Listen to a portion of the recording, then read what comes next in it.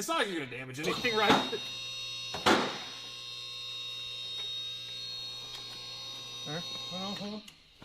Do we have one fuel on it, actually? Ah, no. Just burned through on the backside.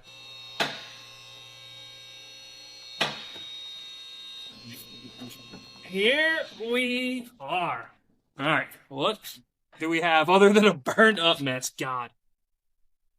I see a magnet real quick. Can you grab me a magnet? I gotta check something. Good.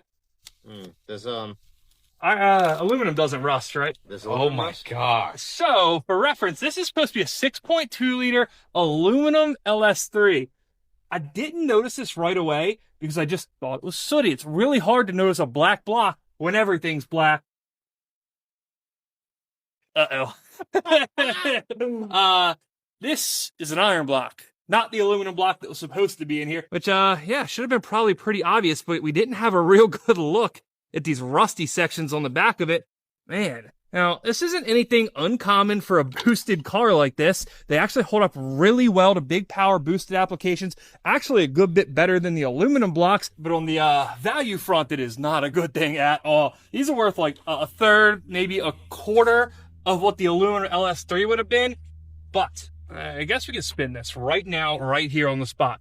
All this means is we got to put it in something boosted, making big power, right? Oh. We've got a couple of aluminum blocks out of salvage cars lately.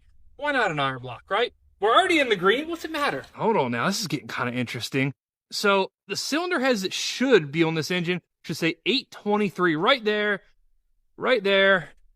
or on the same place on this side, and they're blank. That's the first thing that kind of raised an alarm. But look right there. These are 6-bolt cylinder heads, which are the cylinder heads that you need if you're running an aftermarket 6-bolt style block. I can't say that I've personally ever got a car that has 6-bolt heads, but not a 6-bolt block. So it looks like maybe they were, I don't know, preparing for a real serious build. And for the time being, maybe we're just sticking with a factory iron block. Now, even though we know it's iron, there is still a bit of mystery here. We don't know which iron block it is. It could be the 5.3 liter LM7, or it could be the 6 liter LQ4 or LQ9. And I suppose we could probably figure it out by Googling that part number, but what fun is that? We'll wait till we pull the bell housing and see what it says on the back of it. But before we do that, I think it's about time to get this vet out of here. Doesn't even smell like barbecue in the shop anymore, just general hazmat activities.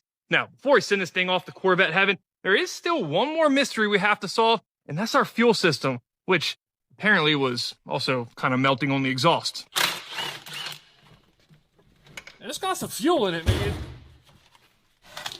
Is that one line there? There's a cut already. Cut. All right.